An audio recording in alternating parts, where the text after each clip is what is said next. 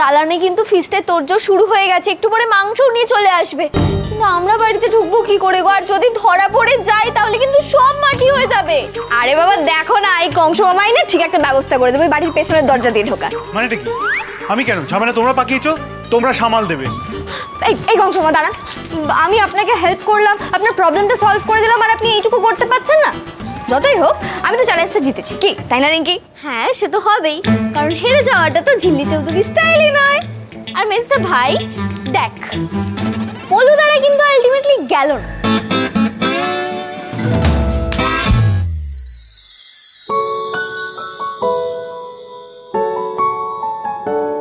মেয়েটা সত্যি অদ্ভুত, শেষমেশ ছেলেগুলোকে সত্যি আটকে দিল। কংস মামা, আপনার উডবি শ্বশুরটা না মোটেই ভালো লোক না, জানেন তো? এই শিমুলপুরার সব সহজ সরল লোকজনগুলোকে নিয়ে গিয়ে এক্সপ্লয়েট করতো।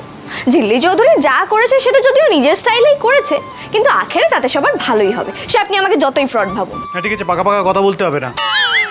রিঙ্কি, তোরা সব পেছনে দরজা দিয়ে ঢোক, আমি উঠোনে সকলকে ব্যস্ত রাখছি। क्या बात কংস মামা! আর বকবক করো না, যাও ভেতরে। রিঙ্কি, হ্যাঁ হ্যাঁ, এই তো চিলি, চলো।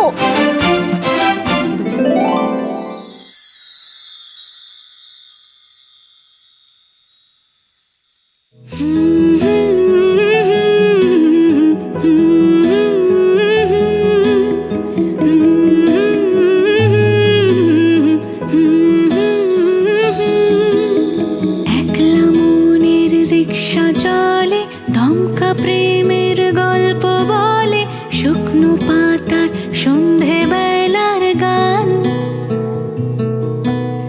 কোন হরিণের দুষ্ট ছায়া, খেলনা দোকান ডাকছে রে আয়, ভুল করেছি আর যাব না মিথ্যে মায়ায়, চমকাবো না। ভাল লাগে অন্ধকার হাত ডোবাই, এক নতুন গন্ধ তার পাচ্ছি তাই, আমি বাউন্ডুলে ঘুরি, যে আমাকে বাসবে ভালো তার আকাশেই উড়ি। মেজদা ভাই, কিরে দাঁড়িয়ে আছিস সেখানে? বাড়ি চল। রিঙ্কি তোরা পেছনে দরজা দিয়ে ঢোক, চল। হ্যাঁ আয়।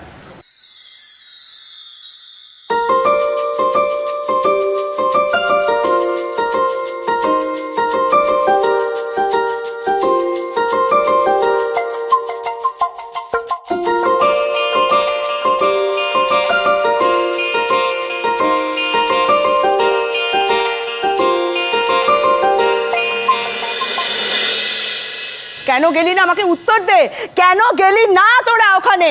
হ্যাঁ, তোদের রানাদা তোদেরকে পই পই করে বলে দিল, আমি তোদেরকে পাখি পড়ার মতন করে বলে দিলাম যে তোরা যা, সময় নষ্ট করিস না, তোরা তাও গেলি না।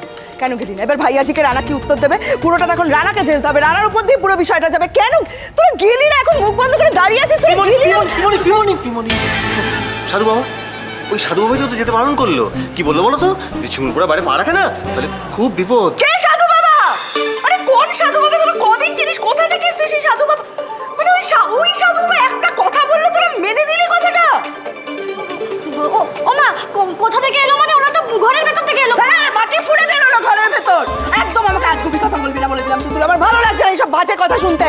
আরে আমার পোড়া কপাল, আরে আমার পোড়া কপাল। ও সাধু বাবা, আমার মাইয়াটারে ভালো কইরা দাও। ছোটবেলা থেকেই ও এমন, কেন যে এমন হইলো আমি বুঝতেই পারি না। তুমি বুঝতে পারবে না তো, তুমি তো আমাকে বুঝতে পারবে না, তুমি আমাকে পছন্দও করবে না। কেন বলো তোমার? কারণ আমি সত্যি কথা স্পষ্ট করে বলি, সেই জন্য তোমরা কেউ আমাকে সহ্য করতে পারো না। কিরে দাদা, বড়দা, তোরা বুঝতে পারছিস যে এই ছেলেগুলোর ওখানে যাওয়াটা দরকার ছিল? রানা ওদের জন্য অপেক্ষা করছিল। তা রানা তো তোমার ছেলে বৌদি, তুমি তুমি তুমি অন্তত কিছু বলো। এটা তো রানার ভালো হওয়ার কথা, রানা তো তোমার ছেলে। কি গো, হাম ক্যা বলেগা ঠাকুর জি? हमारा बात सुनता ना कि ওই রানা बाप माँ का नाम नहीं लेता, এদিকে ওই ভাইয়াজি করকে চিৎকার চেঁচামেচি করता है। যা খুশি করো, যা খুশি করো।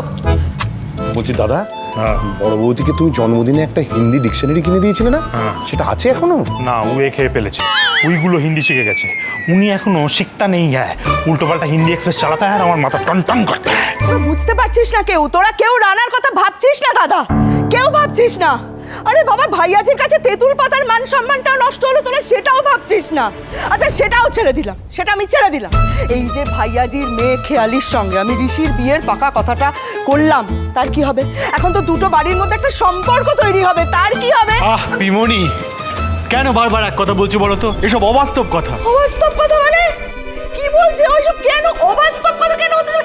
খেয়ালি মেয়েটা খারাপ কিসে? আরে খারাপ নয়, খারাপ কইতাছি নয়। আমার মনে হয় যে ও জামা কাপড় চশমা ও যে পরে আইছে না, ওইগুলো ওর নিজের নয়, ভাড়া কইরা আনছে। হ্যাঁ, নইলে ওই চশমায় দামের কাগজ জুড়াইয়া কেউ বাইরে আছে? ঠিক আছে ঠাম্মি, আমরা কাউকে নিয়ে আলোচনা করছি না। পিমনি, ছেলেরা যদি এখানে থাকতে চায় থাকুক, যদি ওরা ফিস্ট করতে চায় করুক। মানে ও বাবা, ঋষি তুইও সাধুর কথায় ঘুরে গেলি?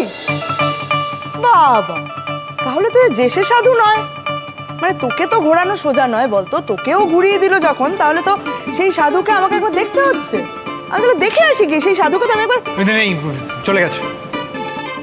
চলে গেছে মানে কোথায়? দোতলায়। যাবিস দোতলায় কেন থাকতে? হিমালয়ের পথে।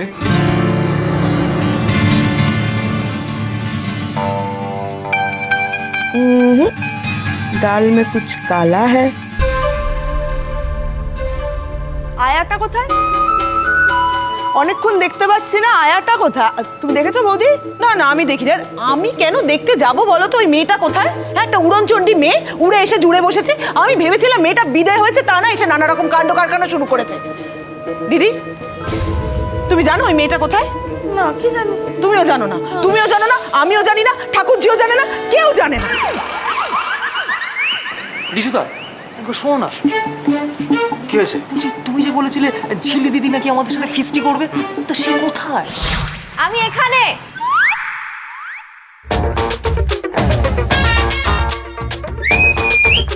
কথা দিয়ে কথা না রাখাটা ঝিল্লি চৌধুরী স্টাইল না। ফিস যখন হবে বলেছি তখন হবেই।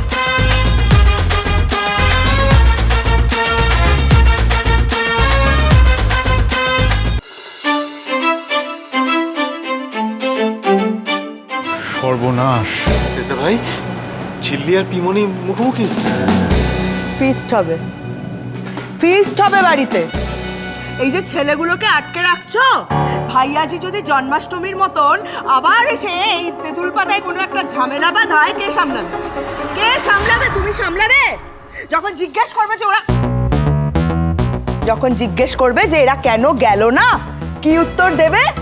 যে আমাদের সাধু বাবা বারণ করেছিল তাই আমরা যাইনি, নাকি? আহা সিরিয়াল পিসি, তা কেন বলবে?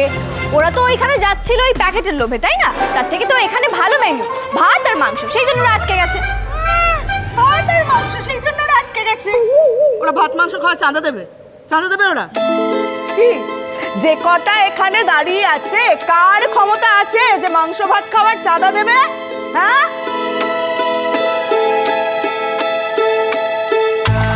এই অঞ্জু, দাঁড়া দাঁড়া দাঁড়া দাঁড়া, তুই বড় হয়ে এই কথা কি বললি? হ্যাঁ, সত্যি এই বাচ্চাগুলো একটু চাঁদা তুলে ফিস্ট করবে, এরকম কথা বলে? আর এখানে টাকা পয়সার কথা আসছে কোত্থেকে? ওইসব নিয়ে একদম ভাববি না, একদম ভাববি না। টাকা তো দেবো আমার, আরে দেবে আমার দাদা। হ্যাঁ আমি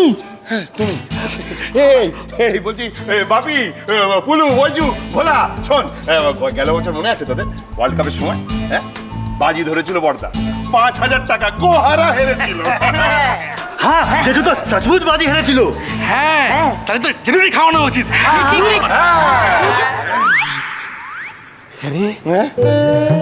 মায়ের পাটে দাদার সঙ্গে এরকম কেউ বিশ্বাসঘাতকতা করে? হ্যাঁ, কি রে, তুই তো একটা বিভীষণ, কি ভীষণ খরচা হয়ে যাবে আমার জন্য। সুজনে সুজনে রয়েছি যেন তেঁতুল পাতা।